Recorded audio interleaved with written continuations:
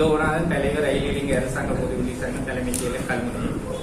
இன்று நடக்கின்ற மேதின கூட்டமானது எங்களுடைய இலங்கை வரலாற்றில் தேசிய மக்கள் சக்தி அரசாங்கம் ஆட்சியில் இருக்கிற காலத்தில் தொழிலாளர் வர்க்கத்தால் உருவாக்கப்பட்ட அரசாங்கம் எங்களுடைய தோழர் மாண்புமிகு ஜனாதிபதி அனுகுமார் திசாநாயக்கர் தலைமையிலான அரசாங்கம் விசேடமாக இந்த தொழிலாளர் தினத்தில் நாங்கள் அவருக்கு நன்றியுடையவர்களாக இருக்கணும்னு சொன்னால் எங்களுடைய அரசாங்க ஊழியர்களுக்கு 10,000 ரூபாய் சம்பள உயர்வு வழங்கியிருக்கின்றார்கள்.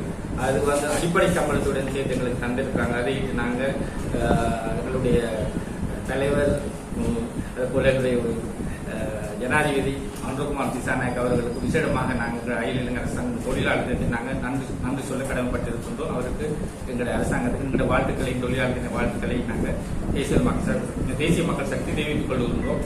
அதுபோல் இன்றைய காலநிலையில் எங்களுடைய தொழிற்சங்கத்தை பொறுத்தவரையில் எங்களுடைய உழைக்கும் தொழிலாளர் வர்க்கத்துக்கு சம்பள உயர்வு வழங்கின மாதிரி நாங்கள் விசேடமாக இந்த அரசாங்கத்தை நாங்கள் உத்தரவுவதைன்னு சொன்னால் எங்களுடைய வடகிழக்கு மாநில குறிப்பாக இருக்கின்ற ஊடகவியலாளர்களை இந்த அரசாங்கம் பாதுகாக்கணும். என்னென்னா இந்த அரசாங்கம் இந்த ஊடகவியல் ஆதரவுடன் தான் இந்த அரசாங்கம் கொண்டிருந்தது. ஏன்னா கடந்த 50 வருடங்கள் நீங்கள் போராடுகிற பொழுது உங்களுக்கு பக்கவரமாக இருந்த ஊடகவியலாளர். அதனால் இந்த ஊடகவியலாளருடைய பிரச்சனைகள் இந்த அரசாங்கம் முன்னுரிமை வழங்க வேண்டும் என்று நாங்கள் விசேடமாக கேட்கிறோம். அதுபோல் எங்களுடைய சிறுபான்மை சமூகமான எங்களுடைய வடகிழக்கு வாழ்ந்த மக்களுடைய அரசியல் தீர்வு விடயத்தை வரைக்கும் நாங்கள் ஆயுதம் ஏந்தி போராடும் காலகட்டம். அதுபோல் தேசிய மக்கள் சக்தி இருக்கிற காலத்திலேயும் ஆயுதம் ஏந்தி போராடின வரலாறு இருக்கின்றது. அதனால் நாங்கள் விசேடமாக இந்த அரசாங்கத்தில் நாங்கள் இந்த மே தினத்தில் சொல்கிறோம். குறையோடி பொருளையும் பிரச்சனைக்கு அரசியல் தீர்வு விடயத்தில் நாங்கள் வடகிழக்கு நீங்க மாநில சுயாட்சி ஒன்றை ஏற்படுத்துவதற்கு இந்த அரசாங்கம் ஆதரவு வழங்க வேண்டும் என்பதை நாங்கள் இந்த வேளையில் நாங்கள் வலியுறுத்துகின்றோம். சிறு பணியாளர்களுடைய நலனுக்காக உருவாக்கப்பட்ட ஒரு தொழிற்சங்கம். ஆனால் எமது தொழிற்சங்கத்தினுடைய யாப்பிலே நாங்கள் தெளிவாக குறிப்பிட்ட விடயம் என்னவென்றால் எங்களுடைய கலை கலாச்சார விடயங்களுக்கு அரசாங்கத்தினாலோ அல்லது தனிப்பட்டவர்களாலோ பாதிப்பு ஏற்படும் போது அதற்காக நாங்கள் குரல் கொடுப்போம். ஒரு இனத்துக்கு அநியாயம் நடக்கின்ற போது அதற்காகவும் நாங்கள் குரல் கொடுப்போம். அதிகாரிகள் செய்கின்ற தவறுகளை சுட்டிக்காட்டி அதனால் பாதிக்கப்பட்டவர்களுக்கு நியாயத்தை பெற்றுக் கொடுப்போம்.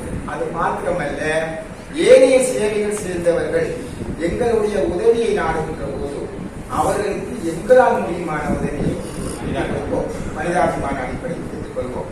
இவ்வாறுதான் இந்த தொழிற்சங்கம் ஆரம்பத்திலே 1990 காலப்பகுதியில் இது விட்டுட்டது. நான் சமாந்தர பிரதேச சீக்கிரத்தில் கடந்து வருகின்ற போது 1992 அல்லது 93 நினைக்கிறேன். அந்நேரம் விளம்பரப்பறையை பார்த்துவிட்டு நான் அந்நேரம் இந்த பேர் கூட இருக்கவில்லை. நாங்கள் வந்தபோதுதான் அந்நேரம் ஒரு முக்கியமான மலர்கள் இருந்தார்கள். அந்த நேரத்தில் எங்களுடைய கண்ணியத்துக்குரிய உதவியாளர்கள் இருந்தார்கள், சயின்ஸ் இருந்தார்கள். 2012ஆம் ஆண்டு நினைக்கிறேன் இந்த மண்ணை விட்டு பிரிந்த பெரும் அந்த வரோதனையா இருந்தார்கள். இப்படி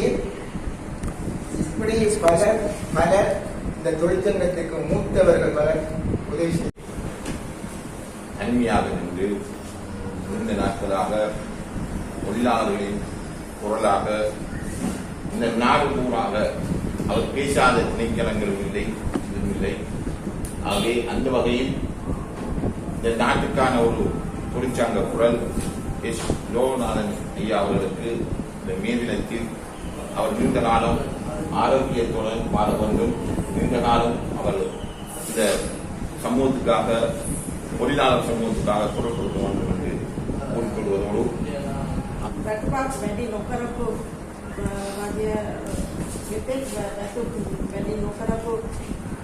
රජයන්වලම අපි සේවය කරේ. නමුත් නව රජයෙන් අපට රැකුත් වැඩි කර තිබේ. அரசாங்கத்துக்கு நன்றியை தெரிவித்துக் கொள்கின்றோம்.